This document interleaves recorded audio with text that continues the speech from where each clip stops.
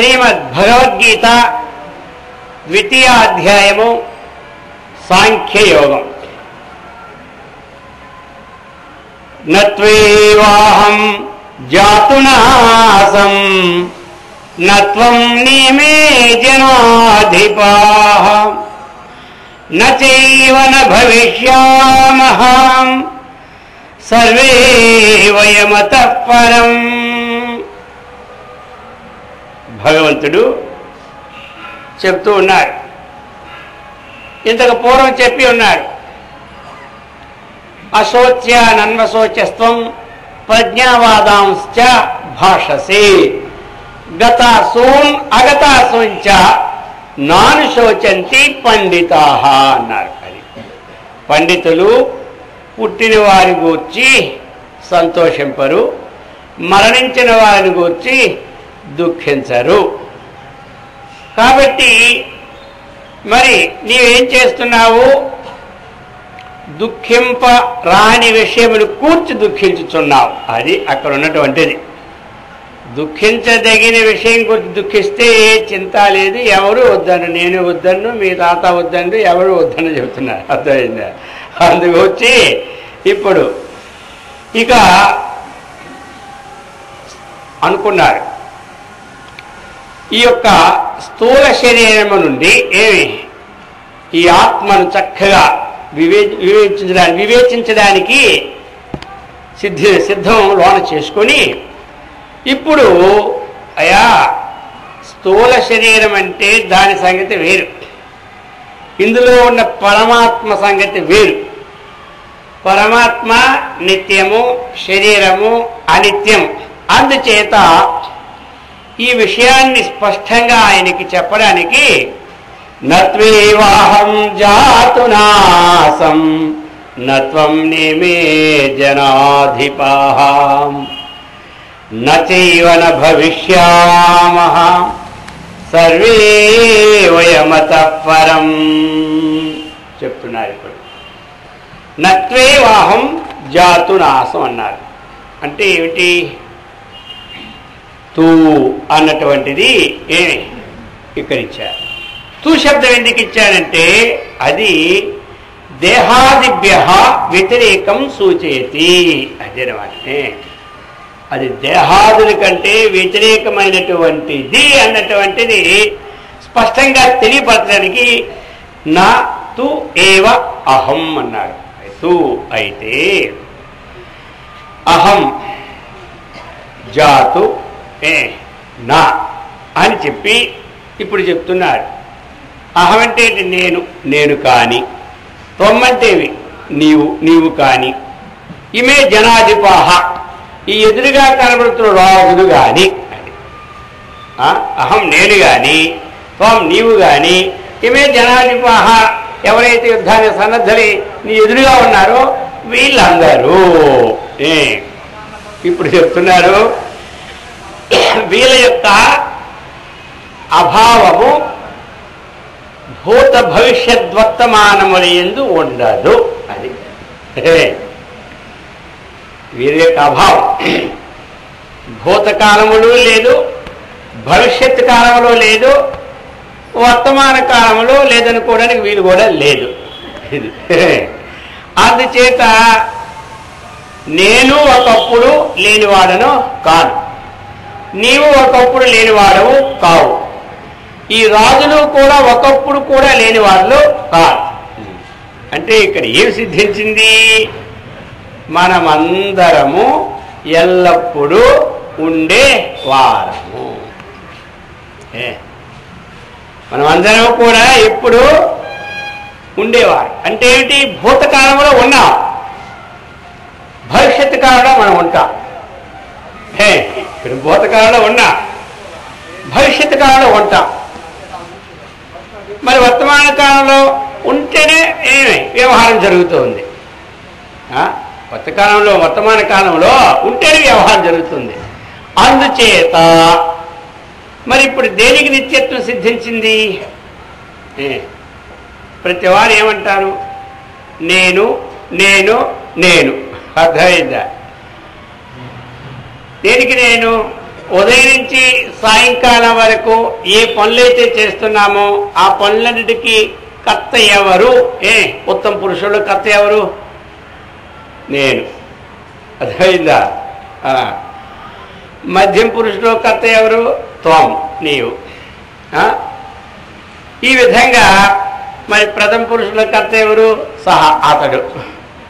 ఈ వ్యవహారం ఉంటుంది. అతడు చేశాడు, అతడు తిన్నాడు, అతడు ఉన్నాడు, వ్యవహరిస్తాం.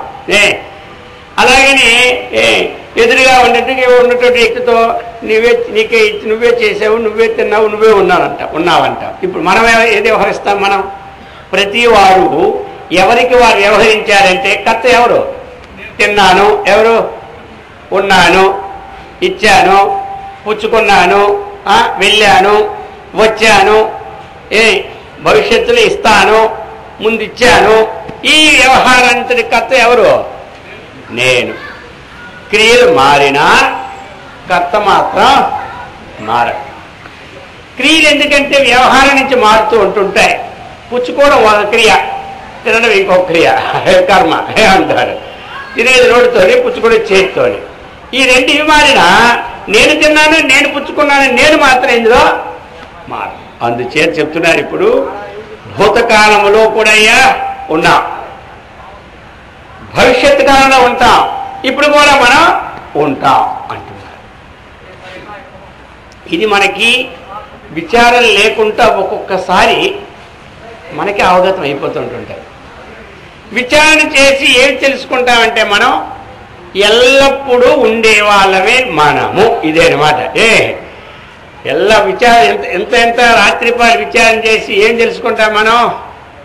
నా యొక్క అభావము ఎప్పుడూ ఉండదు, దాని స్వభావం ఎప్పుడు ఉంటుంది. కాబట్టే మనకి స్వభావంగా నేను ఉండాలనే ప్రతి వారికి ఉంటుంది, కానీ చనిపోవాలని ఎవరికి ఉండదు. ఎవడో కోటికొక్కడ బాధలుండి వదలండి, అర్థమైందా? వాడు కూడా ఇప్పుడు చనిపోయి ఎప్పుడో మంచిగా ఉండాలనుకుంటుంటాడా? అందుచేత ప్రతి వారికి ఎవరికైనా నేను చనిపోవాలనే భావం కలుగుతుందా? కలగదు. ఎందుకు కలగదు? నేను అన్నటువంటి వాడికి చావు లేదు కాబట్టి స్వభావంగా ప్రతి వాడికి నేను చావకూడదు అన్నిటే ఉంటుంది, కానీ చచ్చిపోవాలని ఉండదు అనమాట. అందుచేత ఇప్పుడు చూడండి, మన వ్యవహారంలో కూడా 3 కాలంలో ఉన్నామని స్పష్టం చేయడానికి చిన్న ఉదాహరణ. ఒక ఇద్దరు వ్యక్తులు ఈ పక్క గ్రామం నుండి కాళహస్తి వచ్చారు. వచ్చిన తర్వాత ఇద్దరు కూడా ఒకేసారి 2 జాగాలు కొనుక్కొని 2 ఇళ్ళు కట్టుకున్నారు. కట్టుకున్న తర్వాత ఏమైంది? ఒక 10 ఏళ్ళు అయిన తర్వాత వీళ్ళిద్దరికీ సంబంధమైనటువంటి అదే ఊళ్ళో ఇంకో స్నేహితుడు ఉంటే ఆ స్నేహితుడు వచ్చారు ఇద్దరి దగ్గరికి పరామర్శకి. ఎలా ఉన్నారు ఏటో 10 సంవత్సరాలు అయిపోయింది వెళ్ళిపోయి వీళ్ళందరూనని ముందు ఒకరి దగ్గరికి వెళ్ళారు. వెళ్ళేసరికి ఇక వారి రూములు ఎలా ఉన్నాయంటే బ్రహ్మాండంగా ఉన్నాయి. వెంటనే వారి కారు ఉంది. ఆ కారులో ఈ ఒక్కటే కాదు నేను సంపాదించింది, ఈ ఇక్కడ టౌన్లో చాలా దగ్గరలో నా ఫ్లాట్లో నా యొక్క భవనాలు చూద్దామని అన్నీ చూపెట్టాడు. 10 భవనాలు, 10 ఫ్లాట్లు. ఆ మొదటి స్నేహితుడు సరే వాడి దగ్గర ఆ రోజు ఉన్నాడు. ఇక రెండో వాడి దగ్గరికి వచ్చాడు మర్నాడు. వీడికి ఒకటే ఇల్లు, ఇంకెక్కువేమి లేవు. ఇప్పుడు వీడిని అడుగుతున్నాడు, మరి ఇద్దరు ఒకసారి వచ్చారు కదా మరి కాళహస్తి, మరి వాడికి 10 భవనాలు ఉన్నాయి, 10 ప్లాట్లు ఉన్నాయి, 2-3 కార్లు ఉన్నాయి, నీ ఒక్కదానితోనే ఉన్నావు, ఏమిటి కారణం అని అడిగినాడు. ఎవరు అడిగాడు. అదే మనం అయితే ఏం సమాధానం చెబుతాం? మనమైతే ఏం సమాధానం చెబుతాం? వాడి సంగతి మీకు తెలియదా ఎంతవరకు మొదలెడతాం. అర్థమైందా? వాడన్నీ గడించేది అర్థం ఏమిటో మీకు తెలియదు అనమాట. అయితే కూర్చో చెబుతాను. ఎందుకంటే వాడు ఏ విధంగా గడించాడో, ఏ విధంగా చేశాడో, వాడి వ్యవహారం అంతా కూడా ఎలా చేశాడో అన్నటువంటి ఆపోజిట్గా చెప్పడానికి మనం ప్రయత్నం చేస్తాం. ఈయన అదే వల్లే స్నేహితుడు. వాడు పూర్వజన్మంలో చాలా పుణ్యమో చేసుకున్నాడు, ఆ కారణం చేతి ఇన్ని మేడలు కట్టాడని చెప్పాడు. ఇప్పుడు కావలసింది మన పాయింట్ వస్తుంది. నేను పూర్వజన్మములో అంత పుణ్యం చేసుకోలేదు అన్నాడండి. ఎవరు? రెండవ. అందుచేత నాకు అన్ని మేడలు కలగలేదు అన్నాడు. అంటే ఇక్కడ మనకు కావాల్సింది ఏమిటి? ఇప్పుడు ఉన్నాడు ఉనికి, ఈ మరి ఇంకేమి దేనికి ఒప్పుకున్నాడు? ఈ శరీరముతో ఇప్పుడున్నాడు, ఈ శరీరము కంటే పూర్వం కూడా నేను ఉన్నానని వ్యక్తపరుస్తున్నాడు. ఇది ఆయన కావాలి. సరే, ఇప్పుడు అంటాడు, ఏదో పూర్వజన్మలో నాకు అంత పుణ్యం లేదు, కానీ ఇప్పుడు ఈ జన్మలో మాత్రం నేను ప్రతిరోజు కూడా తెల్లవారు లేస్తాను, భగవద్గీత పారాయణ చేస్తాను, చక్కగా గురుదేవుడు ఉపదేశం తీసుకున్నాను, మంత్రం జపం చేస్తున్నాను, ఇలా సత్సంగాల దగ్గరికి వెళ్తూ ఉన్నాను. అయితే చూడు, మళ్ళీ జన్మలో నేను మాత్రం 10 మేరలు అతనికి కానీ 20 మేరలు నేను కడతాను అన్నాడు. ఎవరు? ఇప్పుడు దేవుడికి ఒప్పుకున్నా, నేను మళ్ళీ జన్మలో కూడా నేను అనేవాడు ఉంటున్నాడు. అంటే నేను అన్నటువంటి వాడు ముందు ఉన్నాడు, తరువాత కూడా ఉంటున్నాడు, ఇప్పుడు కూడా ఉంటున్నాడు. అర్జున, ఇదయ్యా నేను అన్నటువంటి వాడు ఎవడంటే నిత్యత్వాన్ని సాధిస్తూ ఉన్నాడు. అందుచేత నీవును ఒకప్పుడు లేనివాడు కావు, నేనును ఒకప్పుడు లేనివాడును కాడు, ఈ రాజులు కూడా అందరూ కూడా ఏమి లేనివారు కారు అని చెప్పేశారు. అంటే ఎల్లప్పుడూ మనం ఉండే వాళ్ళమే. అందుకని ఇప్పుడు చనిపోయేవాడు ఎవడో, చనిపోయేది ఏమిటో, చావునిది ఏమిటో విషయం తెలుసుకో అని చెప్తూ ఉన్నారు. ఇంకా ఒకటి, ఈ యొక్క శ్లోకం ద్వారా మనకేమి బోధపడుతుంది, భగవంతుడు ఏమిచ్చాడు ఇక్కడ? ఈ అఖండమైనటువంటి జ్ఞానాన్ని కలిగించిన శ్లోకం ఇది. ఎందుకు అంటే ఇక్కడ నేను నీవు ఉన్నాను అనేవాడు ఇద్దరు కాదు. నేను ఉన్నాను, నీవు ఉన్నావు. కాబట్టి ఈ ఉన్నావు అన్నదానికి ఒకే విషయాన్ని గురించి చెప్తూ ఉన్నాడు. అది ఏదైతే అస్తిత్వం ఉందో ఆ అస్తిత్వానికే ఉన్నావు అన్నటువంటి ఈ యొక్క పురుష భేదాలు బట్టి అనుకోవడే కానీ అస్తిత్వం ఎప్పుడూ ఉంటుంది. అయితే మరి అది దేన్ని సూచిస్తుంది? మొట్టమొదటే ఈయనకి చెప్పాడు, శ్రేయు మార్గాన్ని నాకు చెప్పాలి కానీ ప్రేమ మార్గాన్ని వద్దన్నాడు. అందుకని ఇప్పుడు ఈయన దుఃఖం పోవాలి అంటే పిల్లవారికి ఏదో చాక్లెట్ ఇచ్చి మానిపోయినట్టు కాదు, విశేషమైనటువంటి విజ్ఞానం కలిగిందా ఈయనకున్న అజ్ఞానం పోతుందన్నమాట. ఇక శాశ్వతంగా కర్తవ్య కర్మని చేసుకుంటాడు, భయం లేకుండా ఉంటాను ఉద్దేశంతో ఇప్పుడు అందరిలో ఉన్నవాడు ఒక్కడే నిరూపించారా? అందరిలో ఉన్నవాడు ఎవడో అతనే నీలో ఉన్నాడు, అతనే నాలో ఉన్నాడు అన్నటువంటిది ఇందులో చూపెట్టాడు. అంటే ఈ వాక్యం చూపెట్టాడంటే ఏ వాక్యాన్ని మనం శ్రవణం చేస్తే ఏ వాక్యాన్ని మనం శ్రవణం చేస్తే ఈ జ్ఞానం కలుగుతుంది. అది మన కొన్ని 4 వాక్యాలు అర్థమైందా? మనకి ముఖ్యమైన వాక్యాలు ఏమిటి? 4. ఇక ఆ వాక్యాలు తరువాత మనకి ఇంకొక వాక్యం అన్నటువంటిది అటువంటి స్ఫూర్తిని ఇవ్వదు కాబట్టి వాటికి గొప్ప అని పేరు పెట్టాం.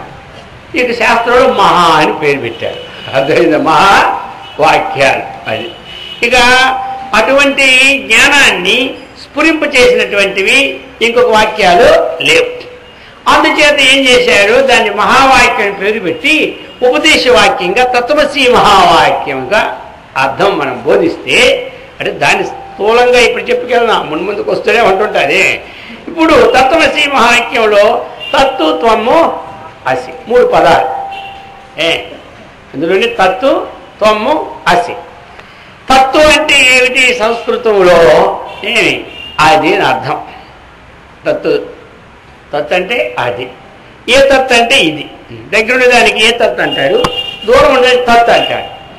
తత్ అంటే అది చూపెడుతున్నాడు కదా, దూరంగా ఉన్నటువంటి వాళ్ళని వీళ్ళని అందరినీ తత్ అది అన్నా అంటే ఈ సమాజంలో ఉన్నటువంటి ఏ చైతన్యాలు అయితే కనబడుతున్నాయి ప్రతి దేహంలోనూ అది అంటే ఏమిటి ఇక్కడ అర్థం?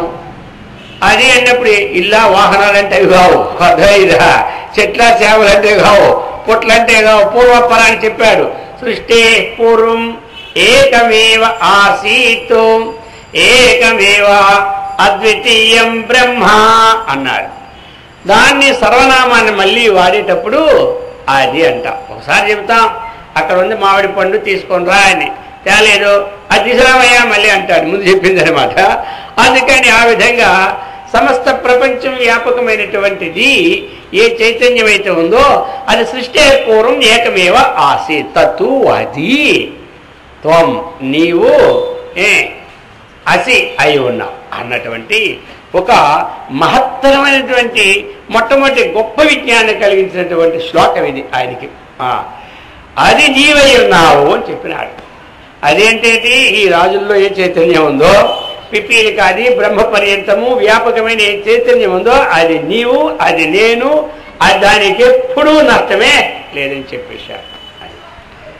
ఇది జ్ఞానమే కావాలి. మనము ఇన్ని చాతుర్మాసాలు నడుపుకున్నా, ఇన్ని సంవత్సరాల వేదాంత శ్రవణం చేసినా ఈ జ్ఞానం గట్టిపడాల. మరి ఇది గట్టిపడడానికి మనకి మలము విక్షేపము ఆవరణమైన దోషాలు ఉంటాయి కాబట్టి అవి పోగొట్టుకోవడానికి సత్తు దీర్ఘకాల నైరంతర్య సత్కారాసేవితో దృఢభూమి, దీర్ఘకాలము నైరంతర్యము ప్రేమపూర్వకంగా సేవిస్తే నీ జన్మకైనా మనం పొందుతాం, లేదా మరి జన్మకైనా పొందిపోతామన్నమాట ఈ జ్ఞానం. అందుకే ఒకసారి ఏమైందంటే శ్రీరామచంద్రుడు చక్కగా శ్రీరామచంద్రునికి ఆంజనేయుడు చేసిన సేవ అమోఘం. అందరూ చేశారు, కానీ రాముడికి ఆంజనేయుడు చేసిన సేవ చాలా అమోఘమైన సేవ చేశారు. అంతా అయిపోయింది అనుకున్నారు రాములు వారు. ఆంజనేయుడు నా దగ్గర 24 గంటల సేవతోనే ఉండిపోయాడు, కానీ నా దగ్గర ఉన్నవాడు నా స్వరూపాన్ని పొందాలి అంటే నా యొక్క విజ్ఞానాన్ని తెలుసుకోవాలి. అంటే ఎవరికి వారు నేను అంటే ఎవడో తెలుసుకుంటే అది విజ్ఞానం అన్నమాట. అందుచేత ఆంజనేయ స్వామిని ఒకరోజు పిలిచాడు. ఎవరు? శ్రీరాముడు పిలిచి అనుకున్నాడు ఆంజనేయునికి ఒక మహత్తరమైనటువంటి దివ్య జ్ఞానాన్ని బోధించాలి, ఎందుకంటే చాలా సేవ చేశాడు, కానీ జ్ఞానాన్ని మాత్రం తెలుసుకోలే.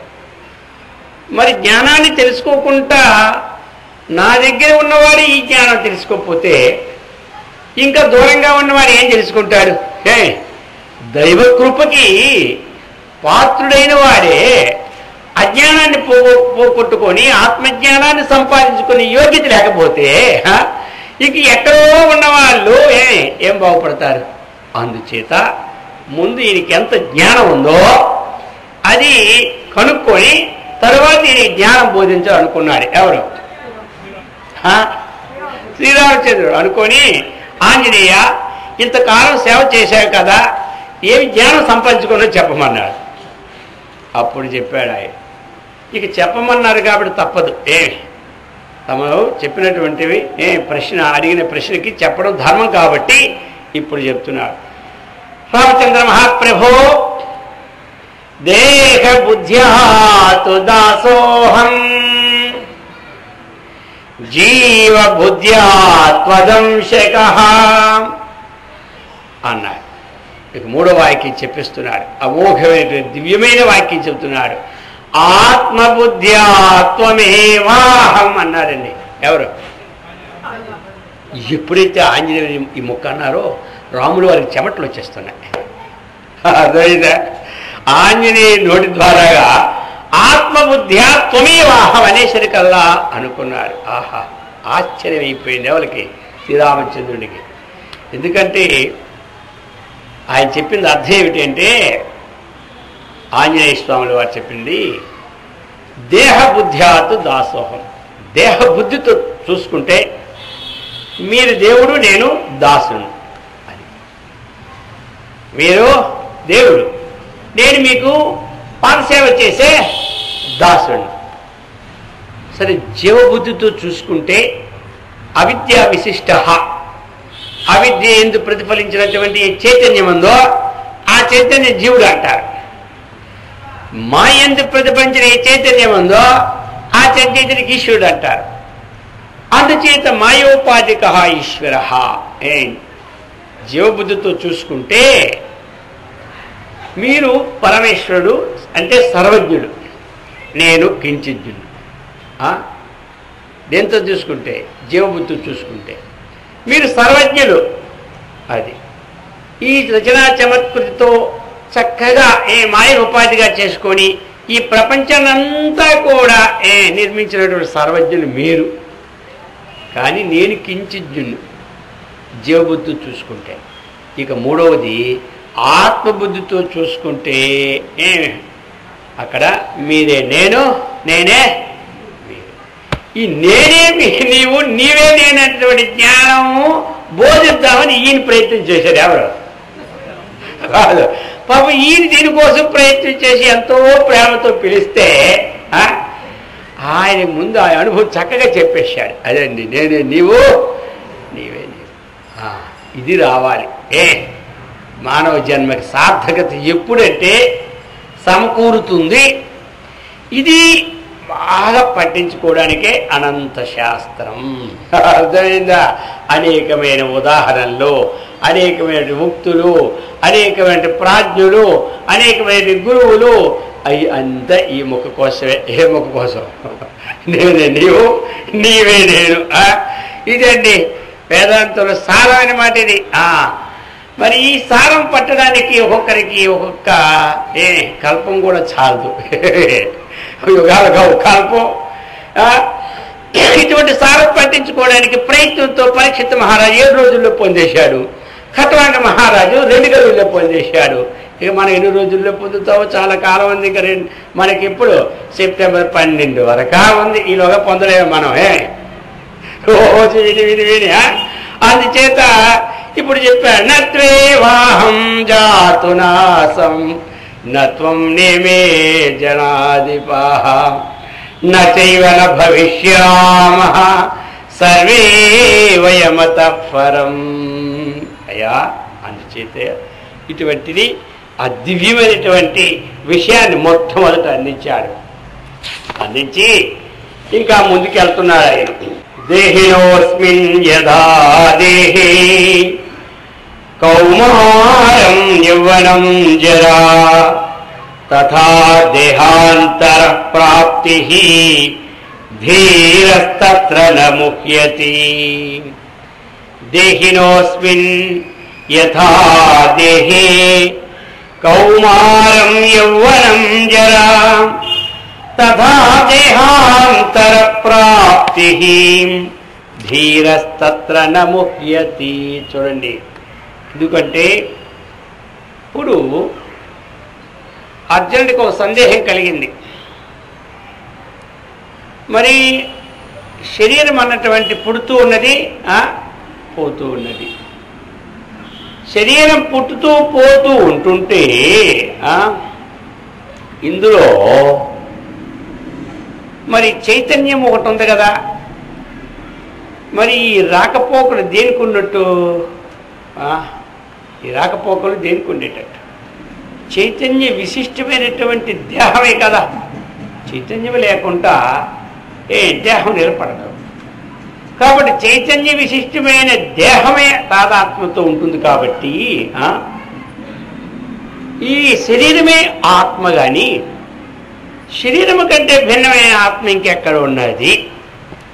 చూస్తుంది అందరికీ కనబడుతున్నటువంటిది శరీరము, ఆత్మ. ఎందుకు అంటే మరి ఇది కూడా చైతన్య విశిష్టమైన శరీరం, ఇదంతా ఆత్మే. కానీ మళ్ళీ దీనికంటే ఆత్మ భిన్నముగా ఎక్కడ ఉంటున్నది అన్నటువంటి సందేహం కలిగింది. ఎందుకు కలిగింది అంటే ఆయనకి ఎందుకు కొన్ని శాస్త్రాలు చదువుకున్నాడు. మరీ అని తెలియతో కూడా ఎవరు అర్జునుడు. ఇప్పుడు మనం కొన్ని శాస్త్రాలు చదువుకోలేదా? ఇక్కడికి మనం ఉపన్యాసం వినడానికి వచ్చామంటే ఇంతకుముందు గురువుల దగ్గర కూడా శ్రవణం చేస్తున్నాము, కొన్ని శాస్త్రాలు తెలుసుకున్నాము. అది తెలివి తక్కువ కూడా లేవు కదా. అలాగనే కొన్ని తెలుసుకున్నారు ఎవరు? అర్జునుడు. అందుచేత ఈయన చెప్పినప్పుడు ఆ తెలుసుకున్న దానికి మధ్యలో ఉన్నటువంటిది సందేహం వచ్చింది. సందేహం ఎప్పుడు వచ్చిందో ఈయన గమనిస్తాడు. మనమంటే గమనించలేదు కానీ ఆయన గమనం ఎక్కువ. ఆ సందేహంతోనే మళ్ళీ ఈ శ్లోకం తీసుకున్నాడు. అప్పుడు ఎందుకంటే లోకాయుతులను ఉంటారు కొంతమంది, వాళ్ళని చేర్వాక మతం అని అంటారు. అయితే వారు ఎక్కడి నుంచి వచ్చారు? వాళ్ళు ఏమంటారు? శరీరమేవ స్వాత్మ. అది శరీరమే వాళ్ళు మాత్రం అంత తక్కువగా అనలేదు. ఒకనొక సమయంలో చాంద్రోగ్య ఉపనిషత్తులు చెప్తారు, ఇంద్రుడును విరోచనుడు, ఇంద్రుడు విరోచనుడు వీళ్ళిద్దరూ ఏం చేశారంటే బ్రహ్మదేవుడి దగ్గరికి వెళ్ళారండి. ఇది ఒక జ్ఞానం తెలుసుకుందామని. ఇంద్ర విరోచనుడు, ఇంద్రుడు ఎవరో మీకు తెలుసు కదా, దేవతలకి రాజు, దేవేంద్రుడు అనమాట ఆయన. అలాగనే విరోచనుడు అంటే ఎవరు? ప్రహ్లాదుడి యొక్క మానవుడు, అదేనమాట విరోచనుడు. వీళ్ళిద్దరూ కలిసి బ్రహ్మదేవుడి దగ్గరికి వెళ్ళారు ఒకనొక సమయంలో.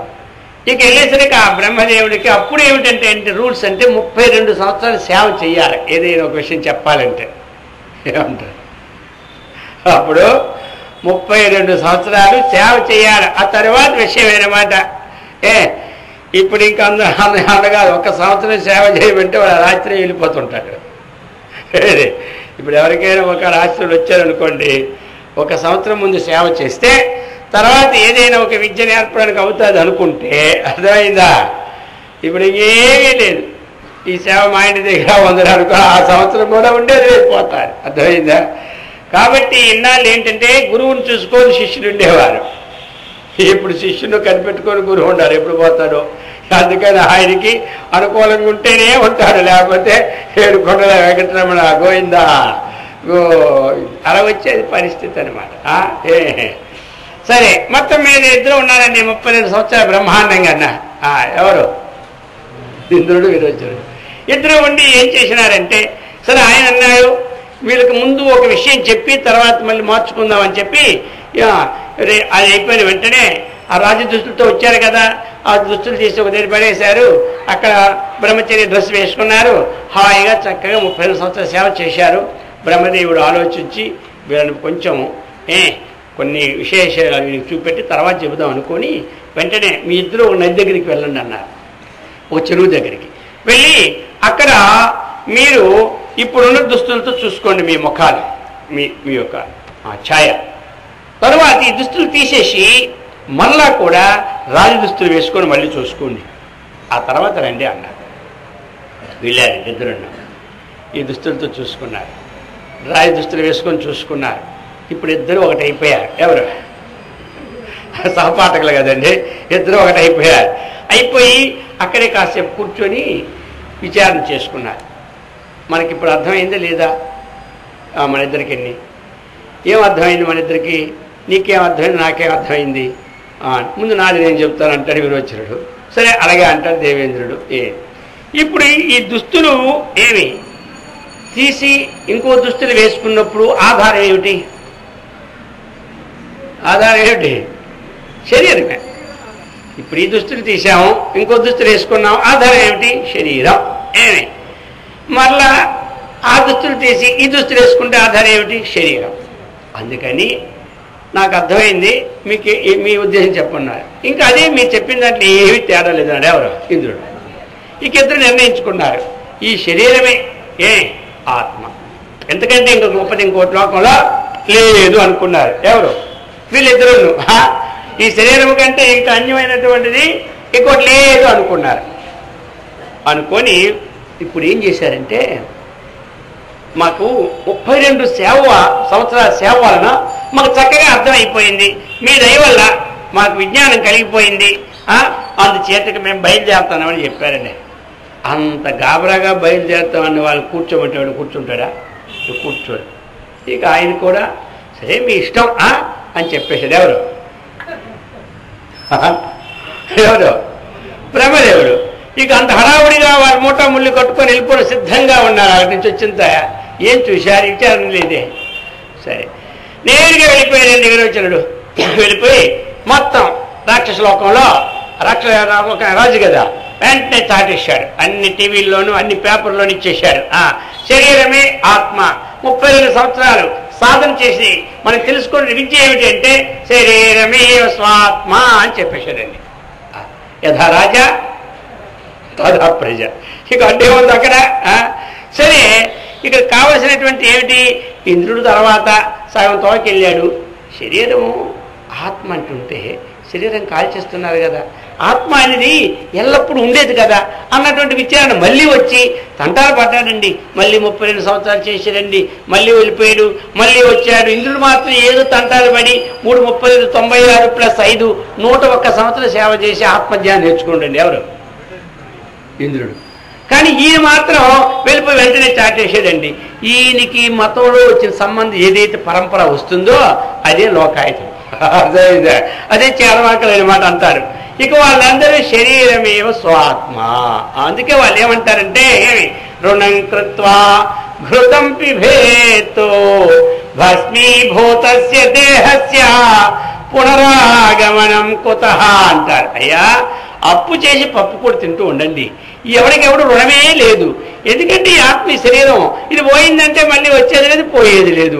అందుచేత మీకు ఎక్కడెక్కడ అప్పు పలుకుతుందో తెచ్చుకోండి. అయ్యో రుణమైపోతాము, మళ్ళీ ఎక్కడో పుడతాము, మళ్ళీ ఏమైపోతాము, ఇది లేదు అన్నాడు. అప్పు చేసి పప్పు కూడా తినమని చెప్పారు. అర్థమైందా? అది కాబట్టి మరి వాళ్ళ శరీరము తో విశిష్టమైన చైతన్యం, నీ శరీరమే ఆత్మ అన్నటువంటి విషయాన్ని ఉంటే శరీరం కంటే అతిరిక్తమైన విషయం ఉన్నదా అన్నటువంటి సందేహం వచ్చింది ఎవరికి? ఇది అన్నమాట శాస్త్రం చెబుతుంది. శరీరమే స్వాత్మానం పశ్యతీతి పశువు అని పేరు పెట్టేసింది. అర్థమైందా? శరీరమే ఆత్మ అని ఎవరు తెలుసుకుంటారో వారికి ఏం చెప్పింది? పశువు అని పేరు పెట్టింది. అందుచేత ఇక్కడ ఈ యొక్క విషయాన్ని చక్కగా అర్థం చేసుకున్నారు. చేసుకొని చెప్తున్నారు, దేహినోస్మిన్ యథా దేహే కౌమారం యౌవనం జరా తథా దేహాంతర ప్రాప్తి ధీరస్తత్ర న ముఖ్యతి. ఈ జీవుడికి 4 అవస్థలు ఈ శరీరంలో చెప్తున్నారు. దేహినః దేహే దేహే అస్యాస్థితి. దేహమునందు ఎవరుంటున్నారో వారిని ఏమంటారు? దేహి అంటారు. దేహి అంటే ఏమిటి? జీవుడు. అర్థమైందా? ఇక్కడ దేహి అంటే జీవుడు. అది భవతి భిక్షాన్ దేహి. అక్కడ మళ్ళీ ఆ దేహి వేరు, అక్కడ ఏమిటంటే భిక్ష ఇమ్మని అర్థం. ఇక్కడ దేహి అంటే జీవుడు. జీవుడు అన్నమాట. దేహినః అంటే షష్ఠి. ఈ జీవునికి దేహే ఈ దేహమందు కౌమారం యౌవనం జర ఎన్నన్నాయి? ఇవేనేవి? ఈ 3. ఇంకోటి కూడా ఉంది, అది మనం గుర్తుపెట్టుకుంటే కదా ఏమంటారు? తథా ఆ ప్రకారంగా దేహాంతర ప్రాప్తి అన్నాడు. ఈ జీవుడికి 4 ఉన్నాయి అవస్థలు. ఈ జీవుడికి 4 అవస్థలు ఇక్కడ. 1 కౌమారం, 2 యౌవనం, 3 జర. ఇంతవరకే మనం తెచ్చుకుంటా. అయ్యో పుట్టాం, పెరిగినాం, ముసలైపోయాను, బస్ అయిపోయా. అర్థమైందా? ఇంక ఈ 4వది దేహాంతర ప్రాప్తి ఉన్నదా? ఇక లేదా? దీని విచారణే మనకి. ఆ విచారణ కోసమే మన జన్మ వచ్చింది. మానవ జన్మ ఎందుకు వచ్చింది అంటే ఇదే విచారణ. ఈ విచారణ ఆయన అడిగారు కదా. ఈ యొక్క శరీరము మరణించిన తరువాత జీవుడు ఉన్నాడని కొంతమంది అంటారు, జీవుడు లేడని కొంతమంది అంటారు. ఆ సంగతి ఏదో చెప్పవయ్యా అన్నాడు. అర్థమైందా? ఎవరు? నచికేతసుడు. ఎవరితోని? యమధర్మరాజుతో. యమలోకి వెళ్ళాలంటే మనకు భయం. కానీ డైరెక్ట్ యమలోకి వెళ్ళిపోయి ఆయన దగ్గర విద్య నేర్చుకున్నాడు. ఇది మహత్వ రికార్డు బ్రేక్ అనమాట. ఏది ఎవరైతే మనకి యమలోకి వెళ్ళాలంటే ఎవరికైనా భయమా లేదా? అబ్బో, విష్ణులోకి వెళ్ళాలంటే మహా సంతోషం, గొంతులేసుకొని వెళ్తాం. యమలోకి వెళ్ళాలంటే అప్పుడే ముందే సావకు ముందే ఏడుపు. అర్థమైందా? సత్యనాకి లోకి వెళ్తాం తర్వాత సంగత. కాబట్టి మరి అటువంటి యమలోకాన్ని ధైర్యంగా వెళ్ళి యముడి ద్వారా ఆత్మజ్ఞానం పొంది వచ్చినటువంటి వాడు ఎవడంటే నచికేతసుడు. అదండి మన గొప్పతనం. ఇది విశేషం అన్నమాట. అందుచేత అయా దేహాంతర ప్రాప్తి ధీర తత్రడముహ్యతి అన్నాడు. అర్జున, ఎందుకయ్యా ఇంకొక విధంగా మనం చూసినా, ఒకవేళ నీకు ఈ తత్వమసి మహావాక్యం నేను ఇప్పుడు ఏమి నత్వేవాహం అన్న శ్లోకం ద్వారా కొంత ఉపదేశం చేశాను నీకు. ఒకవేళ నీకు అది అర్థం కాలేదనుకో, ఇంకొక విధంగా అయినా సరే దుఃఖించదు పనిలే. ఇంకో విధంగా అయినా దుఃఖించిన పని లేదు. ఎందుకు పని లేదు? అస్మిన్ దేహే యథా, ఈ దేహమునందు ఏ ప్రకారంగా అయితే కౌమారం వస్తుందో, యవ్వనం వస్తుందో, ముసలితనం వస్తుందో, అలాగా దేహాంతర ప్రాప్తి ఉన్నది జీవికి. ధీరః తత్ర నముఖ్యతి, అక్కడ మోహాన్ని పొందడు. ధీరుడు ఎప్పుడు కూడా ఈ విషయంలో మోహాన్ని పొందడు, భ్రమించడు. ఎందుకు నీకు ఈ మోహం కలిగింది? ఈ శరీరములో ఈ ఎంతవరకైతే ఆత్మజ్ఞానం అనేది మనం సంపాదించుకోలేదో అంతవరకు మనకి దేహాలు మారుతూనే ఉంటుంటాయి. ఆ దేహాలు దేవదేహాలు కావచ్చు, లేకపోతే మానవ దేహాలు కావచ్చు, లేకపోతే పశుపత్యాది దేహాలు కావచ్చు. మన యొక్క కర్మను బట్టి ఆ దేహం వస్తుంది. అందుచేత ఈ విషయంకైనా నీ విచారించవలసిన పని లేదు అని చెప్పుకొచ్చాడు. అందుచేత ఎందుకంటే ఈయన ఏ విధంగా అయినా సరే ఆ విజ్ఞానాన్ని చక్కగా ఈయన బోధించాలన్నటువంటి తాపత్రయం పట్టుకుంది. ఆయన ఉద్దేశించి మనందరం కూడా బాగుపడాలనే ఉద్దేశంతో ఆ శ్రీకృష్ణ పరమాత్మ ఎందుకు అంటే సరైనటువంటి శిష్యుడు దొరికినప్పుడే చెప్పేయాలి. అది ఇక ఈయన ద్వారా లోకానికి ఉపకారం కలుగుతున్న ఉద్దేశ్యంతో ఇంకా ఆలోచించారు. ఇక ఆలోచించి జన్మ ఎప్పుడెత్తామో సుఖము తప్పదు, దుఃఖము తప్పదు. మనం చేసినటువంటి ప్రతి పుణ్యకర్మ వల్ల, పాపకర్మ వల్ల సుఖ దుఃఖాలు మనకు వస్తూ ఉంటుంటాయి. అయితే అవి వచ్చినప్పుడు ఏం చేయాలి? మరి ఇప్పుడు ఆ ద్వంద్వాలు వచ్చినప్పుడు ఏం చేయాలి అన్నటువంటిది మనకి ప్రశ్న. అందుకు చెప్తున్నారు, మాత్రా స్పర్శాస్తు కౌంతేయ శీతోష్ణ సుఖ దుఃఖదాః ఆగమాపాయినో అనిత్యాః తాన్ తితిక్షస్వ భారత. ఇది కూడా మంచి అద్భుతమైన శ్లోకం. అర్థమైందా? ఒకటి ఏంటంటే కొన్ని లక్షలు ఇచ్చినా దొరకలాంటివి. మాత్రా స్పర్శాస్తు కౌంతేయ శీతోష్ణ సుఖ దుఃఖదాః ఆగమాపాయినో అనిత్యాః తాన్ తితిక్షస్వ భారత.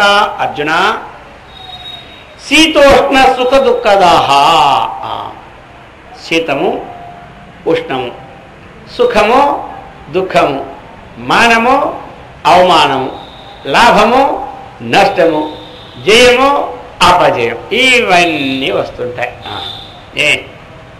లోకంలో పుట్టినటువంటి వారందరికీ ఇవి తప్పవు.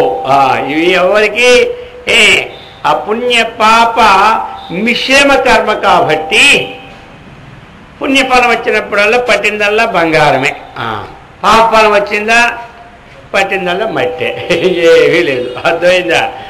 ఏదో ఒకటి నిందలేంటే బొందుపోదు అన్నట్టుగా వాడి వల్లే నాకు ఈ బంగారం దొరికింది, వీడి వల్లే నేను అధోగతి పాలైపోయాను, మట్టి పాలైపోయాను అంటాడు. ఇది సామాన్యం.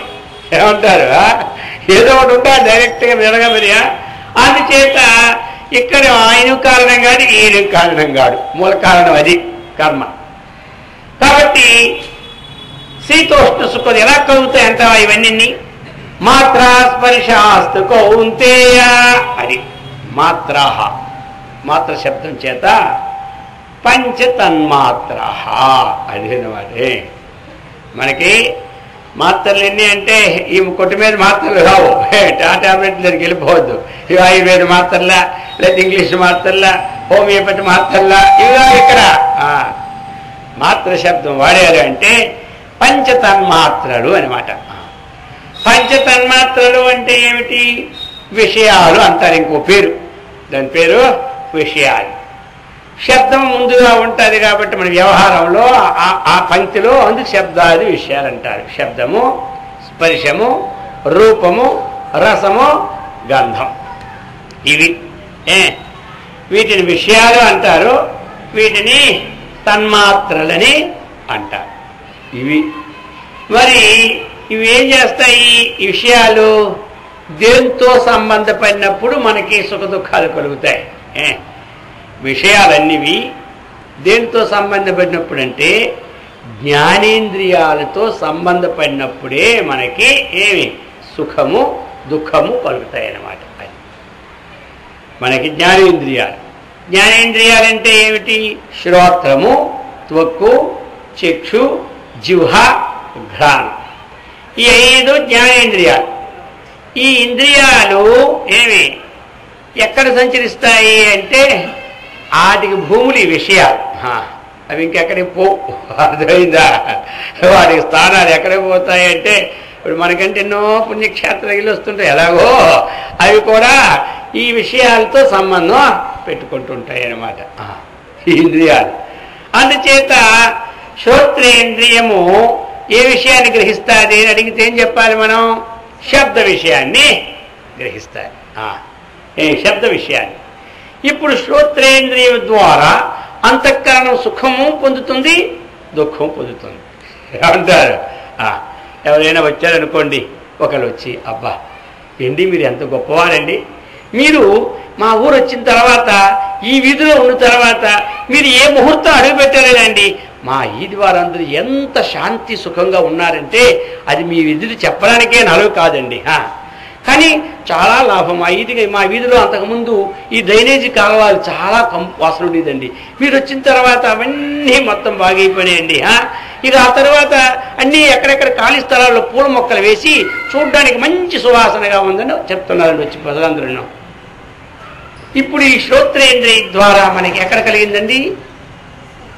ఇలా ఇలా అంటుంటే మనకేం కలుగుతుంది? లోపట చెప్పడం లేదు, అందరూ ఏం కలుగుతుంది? ఆనందం, సుఖం. అబ్బా లోపల ఆనందం కలిగి చెప్పిన వాడి రాగం కూడా కలుగుతుంది. అబ్బా మీరు అప్పుడప్పుడు వస్తూ ఉండండి మా ఇంటికి, అది అనమాట. అర్థమైందా? మీరు అప్పుడప్పుడు వస్తూ ఉండండి, మీరు వెళ్ళిపోతారు, కూర్చోండి, ఇప్పుడే కూర్చోండి, ఎందుకంటే ఈ మాటలు బాగున్నాయి కాబట్టి వెంటనే ఒక నెక్స్ట్ కాఫీ ఇచ్చేస్తాడు. అర్థమైందా? ఆయన తాగుతాడు, పొల్లి కాఫీ దొరుకుతుంది కాబట్టి ఆయన కూడా అప్పుడప్పుడు వస్తూ ఉంటాడు. దీనివల్ల ఏమో ఈయనకి అందరూ ఆనందం కలిగింది, ఆ ఆనందంతో రాగం అనేది ఉత్పన్నమైంది. అర్థమైందా? ఇది అనమాట. ఇలా అయిపోయిందండి. మరొక వారం 10 రోజులు అయిపోయిన తర్వాత ఆ పక్క వీధి ఆయన ఒక ఆయన వచ్చాడండి. ఆయన వచ్చి కూర్చున్నాడు.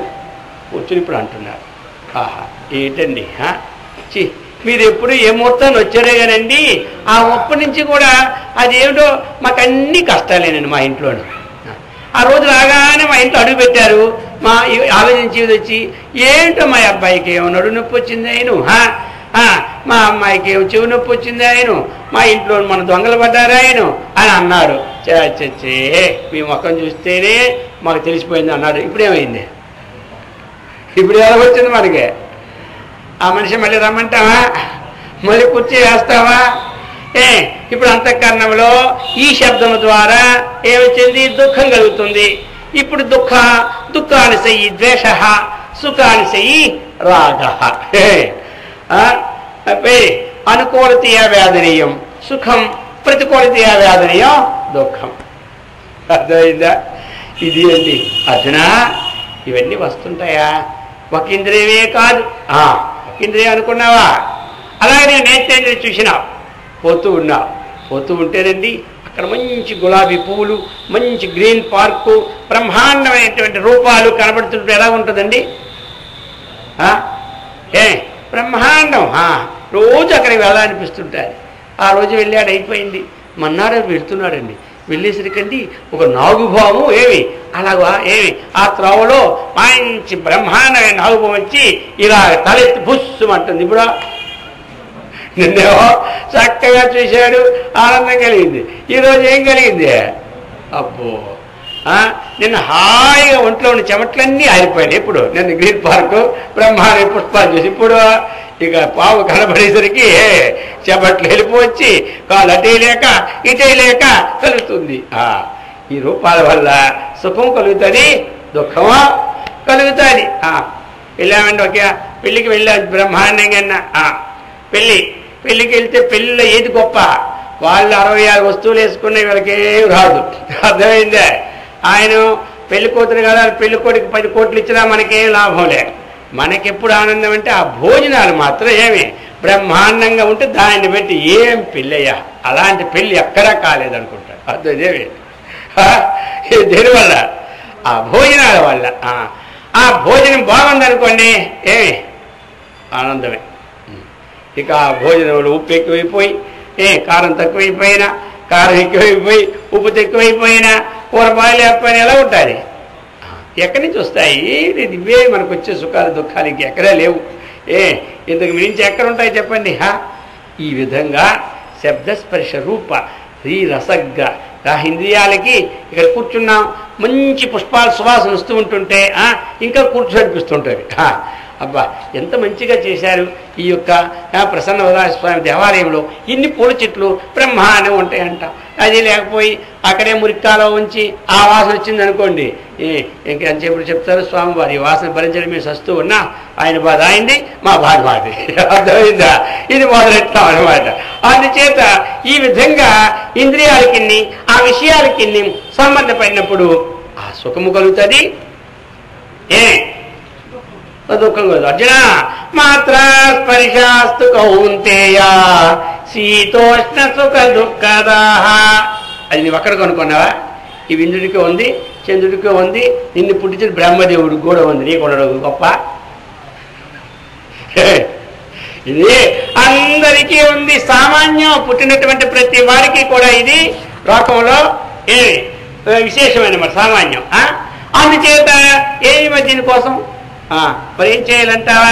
దీనికి వేరే నీకు ఎక్కడ ఏ మూలికలు తెచ్చుకోండి ఔషధం మిగిలినా నీకు ఉపయోగమే పడ. అర్థమైందా? ఇవన్నీ దేనికి సంబంధించినవి అంటే లోపట అంతఃకరణానికి సంబంధించినవి. నీకు శరీరానికి ఏదైనా సరే బాధ కలిగితే ఆ బాధ సంబంధంగా నీకు ఏదైనా విష వైద్యులు సహకారాన్ని అందించి మందులు ఇస్తారు. కానీ దీనికి మాత్రం మందులే లేవు. పని పూర్తిగా మెంటల్ అయిపోతే అప్పుడేదా మెంటల్ హాస్పిటల్ పడేస్తుంది, దాని సంగతి వేరయ్యా. హౌస్ ఇక్కడ ఎత్తకు. కాబట్టి మరి ఇప్పుడు ఏం చేయాలా అని ఆలోచనలో ఉన్నావా? మరి సుదుఖాలు వస్తూ ఉంటుంటాయి, మరి దీన్ని మరి ఏం చేయాలి? అది అయితే ఇవన్నీ శాశ్వతం అనుకుంటా, వచ్చిన స్థిరంగా ఉంటాయి అనుకుంటున్నా. ఈ బంధువులు అంటూలే మీకు బంధువులు వచ్చారు అన్నారు ఉంటారు, ఎన్నాళ్ళు ఉంటారు. అది మీ వస్తువులను బట్టి ఉంటే మరో పూట ఎక్కువ పెంచుకుంటాడు, లేకపోతే ఇక ముందే బయలుదేరుతారు. ఎన్నాళ్ళు ఉంటారు పాపం వాళ్ళు.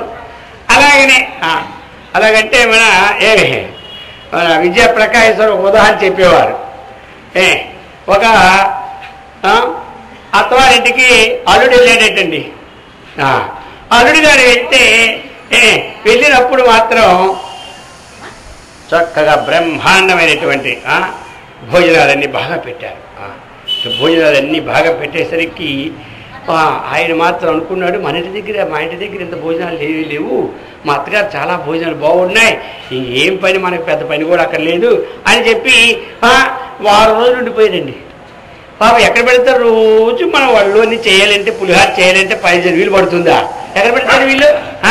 ఇక పెట్టేది వారం ఉండిపోయారు. ఈ కదలడం లేదు. 15 రోజులు అయిపోయింది, అప్పటికే 1000 రూపాయలు అప్పు కూడా చేసి పెట్టినారు. ఇక నెల అయిపోయింది, కదలడంలే.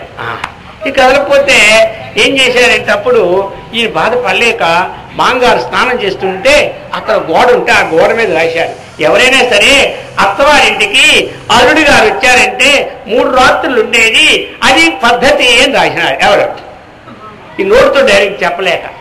అల్లుడు చాలా తెలివైనోడు అండి, అర్థమైందా? ఈయన చూసినాడు. నేను మాత్రం ఆ రాత్రి మామగారు రాసి వెళ్ళిపోతే ఇక కింద చక్కగా ఉన్నాయే ఈయన రాశాడు. నేను మాత్రం 3 రాత్రులుగా ఎక్కువ ఉంటానా? ఒకటి సంక్రాంతి, ఇంకొకటి నవరాత్రి, 3 శివరాత్రి అనేసాడు. అంతే. సంక్రాంతి పోతే నవరాత్రి, శివరాత్రి పోతూనే ఉంటుండదు రోజులు. అర్థమైందా? ఆయన రాశాడు 3 రాత్రులు అని. ఈయన అంటాడు ఒకటి సంక్రాంతి వచ్చిందే, అది పోతే ఇంక రేపు రావాలి, మళ్ళీ రావాలి శివరాత్రి రావాలి, శివరాత్రి పోతే నవరాత్రి 3 రాత్రులు అయిపోతాయి. సంవత్సరం అయిపోతుందో లేదా? ఇదేనమాట. అలా కాదు. సరే, ఇక్కడ ఏమిటంటే అలా కాకుండా బంధువులు మామూలుగా మన ఇంటికి వచ్చినటువంటి వాళ్ళు ఏదో 2 రోజులు 3 రోజులు ఉండి వెళ్ళిపోతూ ఉంటుంటారు, ఎవరి పనులు అనుకుంటాయి. అలాగనే ఈ సుఖ దుఃఖాలు అంటావా? ఆగమా వస్తుంటాయి, వచ్చి ఉంటాయా? అపాయిన, ఇవి ఆగమాపాయిన, ఈ సుఖదుఖాలు ఇవి వస్తూ ఉంటాయి, పోతూ ఉంటాయి. ఇప్పుడు ఎవడో వచ్చాడు, 3 రోజులు ఉన్నాడు, 2 రోజులు అది ఇది కోరాడు, పెట్టాము, ఇంకెన్నాళ్ళు ఉంటారు లేదు, వాడు ఇంకొక రోజే కదా ఉండేది, వాడు చాలా తినేస్తున్నాడు, అన్ని తెమ్మంటున్నాడు అని అన్నాను అనుకోండి. ఇంట్లోను ఒక్కరోజే కదండి ఉండేది, ఆ ఒక్కరోజు కోసం ఏమైపోయింది, వాడు ఎప్పుడు మళ్ళీ సంవత్సరాలు వస్తాడు, కొన్ని తెచ్చేది అంటావా లేదా? అలాగేనేనయ్యా ఈ వచ్చిన సుఖము దుఃఖం ఎంతవరకు ఉంటాయి చెప్పండి? వస్తూ ఉంటాయి, పోతూ ఉంటాయి. అయితే మరి ఏం చేయమంటా? మరి ఏం చేయమంటా అంటే ఏమీ చేయలేదు, దానికి ఒకటే మార్గం, తితిక్షస్వ చెప్పేసినాడు. అన్యదా శరణం నాస్తి సయేవ శరణం, అంతే. ఇక దానికి వేరే మార్గం లేదు. వచ్చినప్పుడు హాయిగా ఓర్చుకోమన్నాడు. ఎవరు? అంతే. అర్థమైందా? ఇప్పుడు మనం అందరం ఏం నేర్చుకోవాలి? ఇది నేర్చుకోవాలి.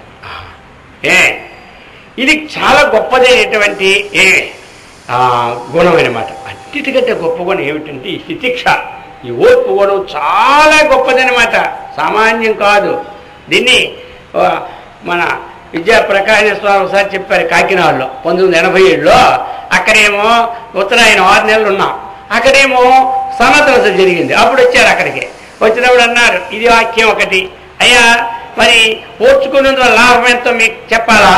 అంతే, లాభం ఉంటే కానీ ఆ పని చేయదు కాబట్టి చెప్తున్నామన్నా. ఏంటి లాభం అంటే మీరు ఒక యజ్ఞం చేశారు, ఓ 10,000 ఖర్చు పెట్టి, 10,000 ఖర్చు పెట్టి యజ్ఞం చేసినారా, ఎంత లాభం మీకు వస్తుందో, ఎవరైనా ఒక్క మనిషి ఒక్క మాట అన్నప్పుడు మీరు ఓర్చుకున్నారు కూడా అంత లాభం వస్తుంది అన్నారండి.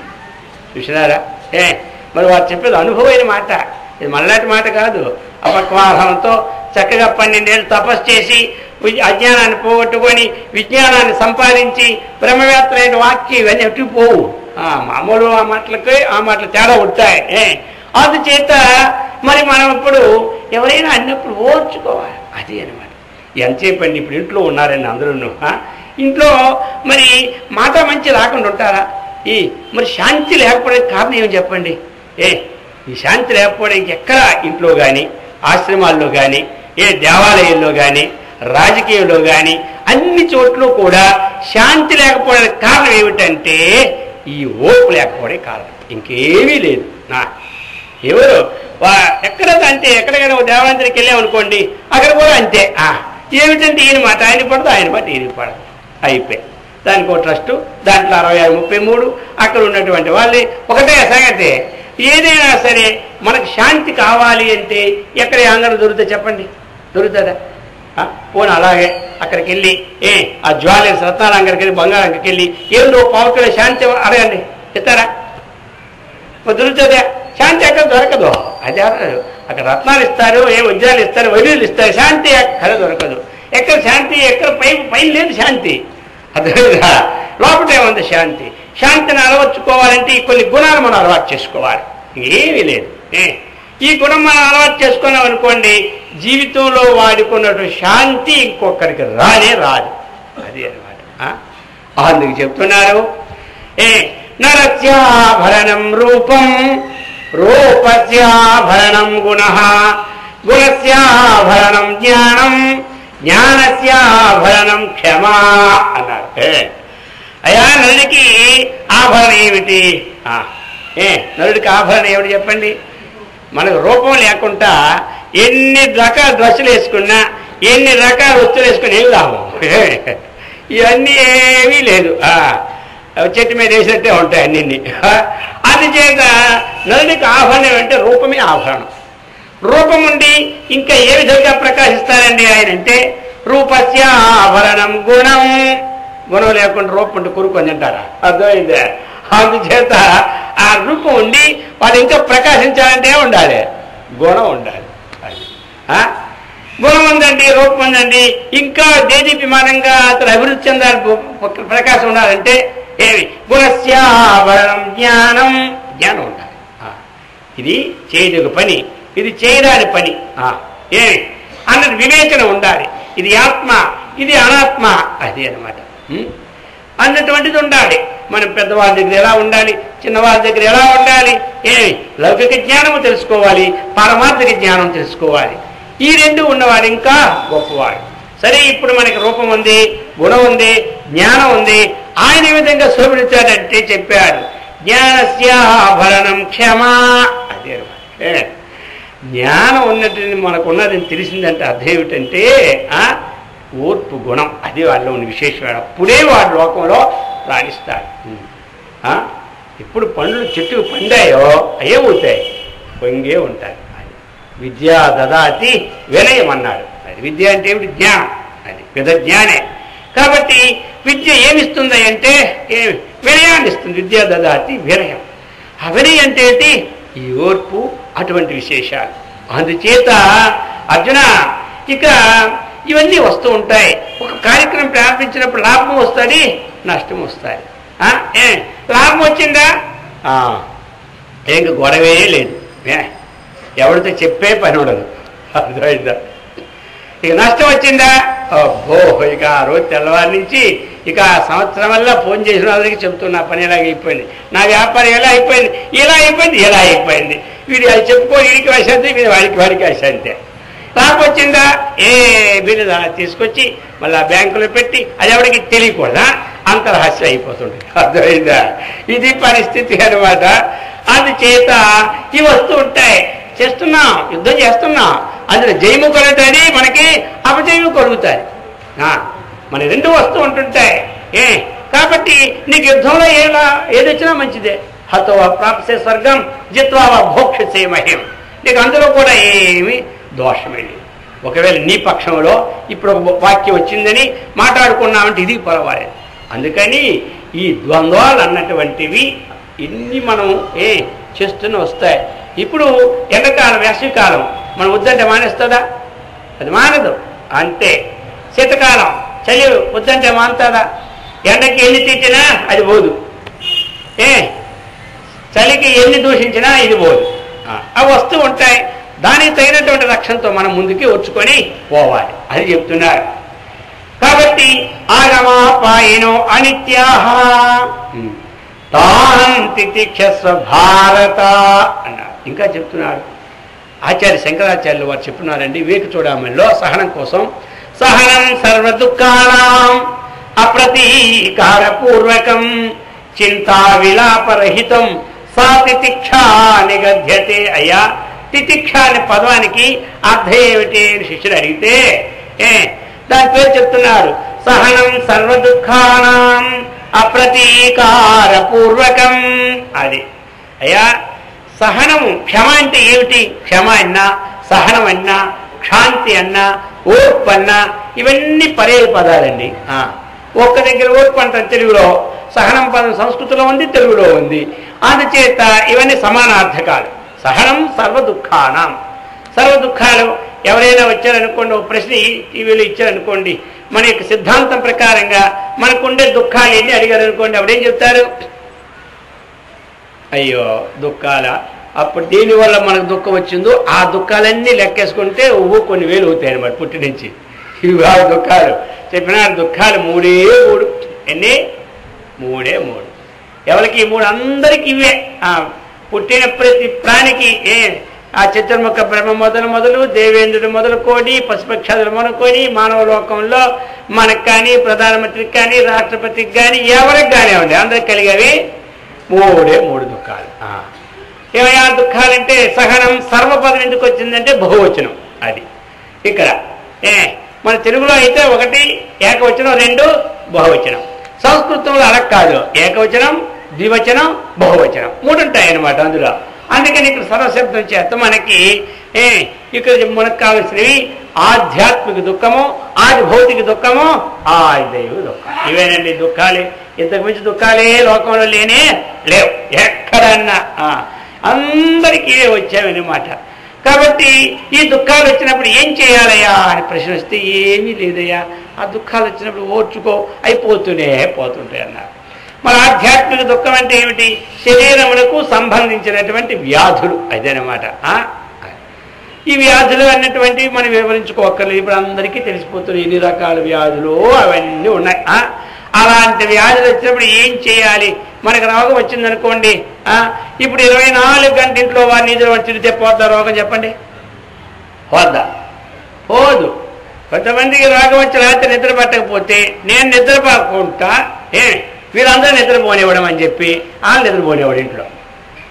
కొంతమంది అదండి, అన్నీ పెట్టినా, నీళ్ళు పెట్టావా, పాలు పెట్టావా, అదేది ఇంక ఎలక్ట్రాల్ పెట్టావా, గ్లూకోజ్ పెట్టావా, పాపాలు అన్నీ పెట్టే పడుకున్నారు. ఎందుకంటే దీని ఉద్దేశం నాకు ఆరోగ్యం లేక నిద్ర లేకుండా ఉంటే వీళ్ళందరూ నిద్రపోవడం లేదు. అది ఉండకూడదండి. అర్థమైందా?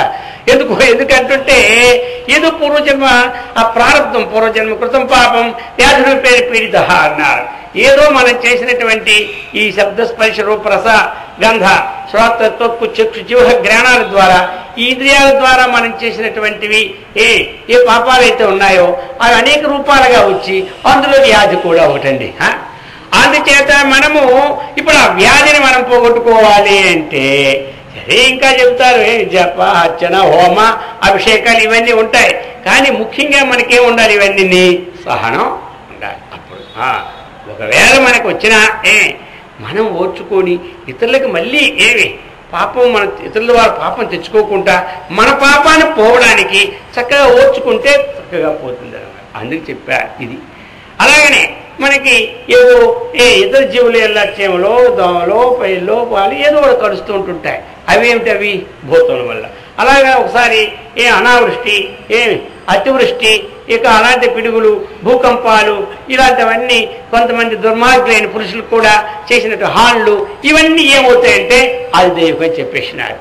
అందుచేత అయ్యా సహనం సర్వ దుఃఖానాం అప్రతీకార పూర్వకం చింతా విలాపరహితం.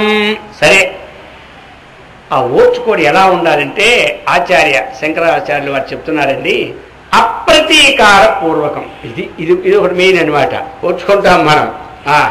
కొంతమంది అంటారు ఏం చేస్తాం, గతి లేక ఓర్చుకోవలసింది అప్పుడు అంటే ఇంక లోపల ఉంది. ఎలా ఉంటారు? గతి కలిగితే దుమ్ము దురుపుతారు అనమాట. ఇది ఇది ఉండకూడదు.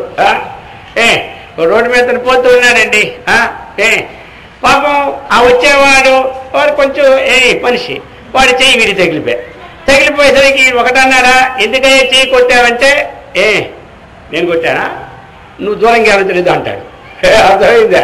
అందుచేత ఇప్పుడేం అనలేడు. మర్నాడు అనుకుంటాడు వీడికి అప్పుడు నేను ఒక్కడిని అయిపోయాను, కానీ రేపు మళ్ళీ వాడు ఇలాగ వచ్చినప్పుడు మేము 10 మంది లేవా అన్నటువంటి మనసులో ఉంటే అప్పుడు ఏమైంది? అది ప్రతీకార బుద్ధి అయింది అనమాట. మన విజ్ఞానాన్ని సంపాదించుకోవాలి, అజ్ఞానాన్ని పోగొట్టుకోవాలి అంటే మాత్రం ఆ ప్రతీకార బుద్ధి ఉండకూడదు.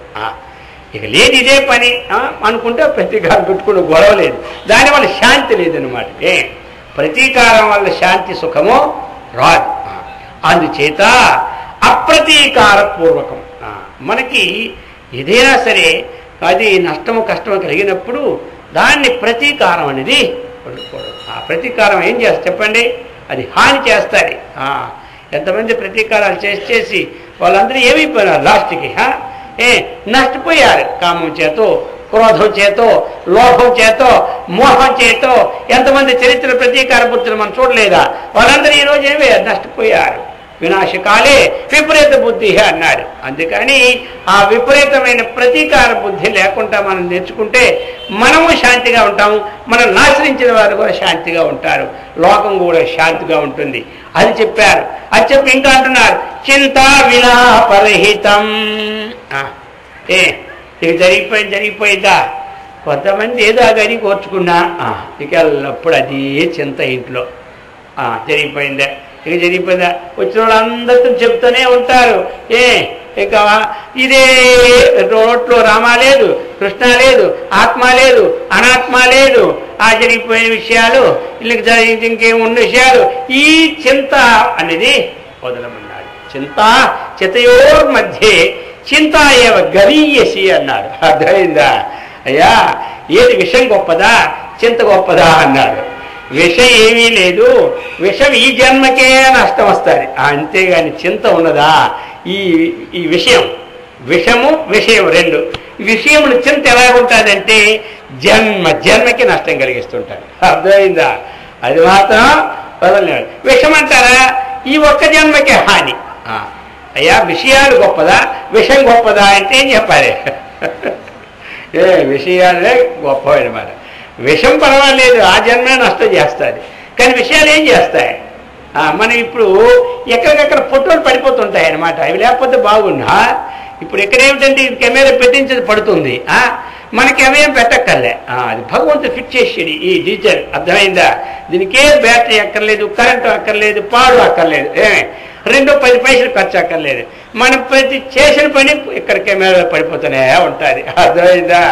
ఇది మళ్ళీ జన్మలకి మనతోనే వస్తూ ఉంటుంటుంది, ఎక్కడికి పోదు.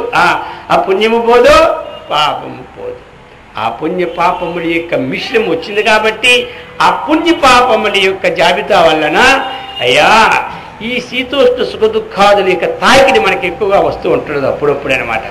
అందుచేత అర్జున ఈ విధంగా మాత్రా స్పర్శాస్తు కౌంతేయ శీతోష్ణ సుఖ దుఃఖదాః ఆగమాపాయినో అనిత్యాః తాంతి తిఖ్యస్వ భారత. ఇంకొక చిన్న విషయం చెప్పి విద్దాం. ఎలా అంటే ఈ క్షమ ఎలాంటిదంటే కొన్ని శాస్త్రాలు చెప్పేయండి. క్షమాశస్త్రం కరేయస్య దుర్జన కిం కరిష్యతి అన్నారు. అతృణే పతితో వన్య స్వయమేవ ఉపశామ్యతి. నీకు ఉదాహరణ ఇచ్చారండి. క్షమాశస్త్రం కరేయస్య, యస్య కరే క్షమాశస్త్రం అస్తి. యస్య ఎవని యొక్క కరే హస్తమునందు క్షమ అనే శస్త్రం ఉన్నదో. అర్థమైందా? దుర్జన కిం కరిష్యతి. దుర్జనుడు కూడా ఏమీ చేయలేడట. పాపం వాడు మాత్రం ఏం చేస్తాడు? ఎదురు సమాధానం ఇస్తే గాని సమాధానం లేదనుకోండి వాడు ఏమనుకోడు. వాడు అసలు ఏమనుకోడు.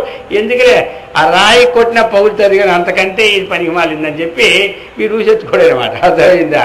ఆయనకు వచ్చినటువంటి అగ్నిపుల్ లాంటి కోపం కూడా ఏమవుతుందంటే చల్లారిపోతుంది. దీనివల్ల ఈ క్షమ అనే శస్త్రం ఒకసారి మధ్యలో అక్కడ చూస్తుంటాం కదా, వాడు అగ్నియాస్త్రం వేస్తుంటే వీడు వరుణాస్త్రం వేస్తూ ఉంటే ఇద్దరు నాపిస్తుంటుందా లేదా ఏమంటారు? అప్పుడప్పుడు మీరు సీరియల్లో చూస్తుంటారు కదా, అగ్నిహస్త్రం అటు నుంచి వస్తుంటుంటారు నిప్పులు కలుచుకొని. ఇప్పుడు ఏముంది? ఈ వర్షం అనేది ఈ వరుణాస్త్రం వేస్తుంది కదా, అలాగా ఈ అగ్ని నిప్పులు కురిపించినటువంటి వాడి కోపం ఉంది కదండి దుర్జనుడు. ఈయన దగ్గర ఏం అస్త్రం ఉంది? క్షమ అనే వరుణాస్త్రం ఉంది. ఏం ప్రయోగం అక్కర్లేదు. ఇది ప్రయోగం ఏం చేయడు పాపం, ఇది ప్రయోగంలే. అది చెప్పుకొచ్చాను.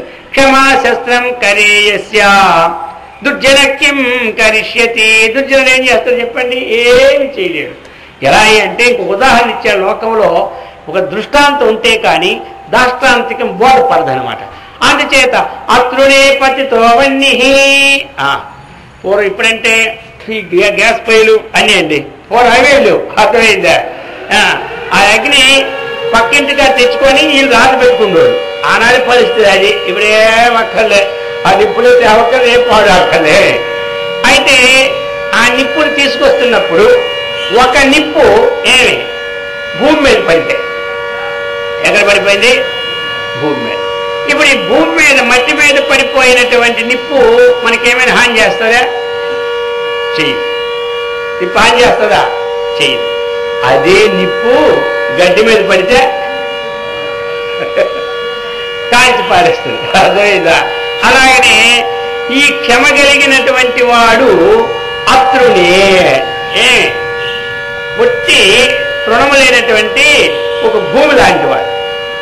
ఆ దుర్జన టిప్పులు ఈ భూమి మీద పడుతున్నాయి. ఏమైనా పని చేస్తాయా? అదే. అందుచేతయా క్షమ అన్నటువంటిది చాలా గొప్పదనమాట. మరి క్షమ ఎలాంటిది? శక్తి లేని వారికి ఓర్చుకోవడం బలం. ఎదురువాడు ఇచ్చాడండి, వాడు ధైర్య సాహసాలతో ఉన్నాడు. అరే నేనేం చేస్తాను చూడు అన్నాడు. వీడికి ఇప్పుడు ఏం బలం అండి? ఏం బలం? ఓర్చుకోవడే బలం. అర్థమైందా? వీడికి ఇప్పుడు ఏం బలం? ఓర్చుకోవడమే. వాడు చూసి పోనీలేదు, అటువంటి వాడు ఓర్చుకుంటున్నాడు. మనం అన్నీ మన సమాధానం లేదు అని పోతాం. ఇప్పటికి ఏం బలం ఉంది? వాడి దగ్గర బలం ఉంది, ఆయుధం వీడనే ఉంది. అందుకని చెప్పారు క్షమ బలం అశక్తానం, శక్తానం భూషణం బలం. శక్తి ఉండి కూడా ఓర్చుకోండి ఏమంటారు? అబ్బా వాడికి ఎంత శక్తి ఉండి కూడా ఓర్చుకోండి అంటే వాడు ఎంత గొప్పవాడు అంటారు లేదు చెప్పండి. అందుచేత శక్తానాం బలం పోషణ అయింది క్షమ, ఆ శక్తికి ఏమైపోయింది, ఇది బలం అయిపోయింది అనమాట. అందుచేత క్షమా వశీకృతే లోకే క్షమయా కిన్నగ్ర సాధ్యతే. క్షమ ఉన్నటువంటి వాడు సాధించడానికి విషయమే లేదు. కాబట్టి అర్జున నువ్వు చక్కగా ఈ వచ్చినటువంటి సుఖ దుఃఖాన్ని ఓర్చుకొని చెప్పారు. అందుచేత అటువంటి ఓర్పుకి యోగ్యతమైనటువంటి అంతఃకరణాన్ని ఆ భగవంతుడు ఆ గురుదేవులు మనందరికీ ఇచ్చి సదా రక్షించుగాక.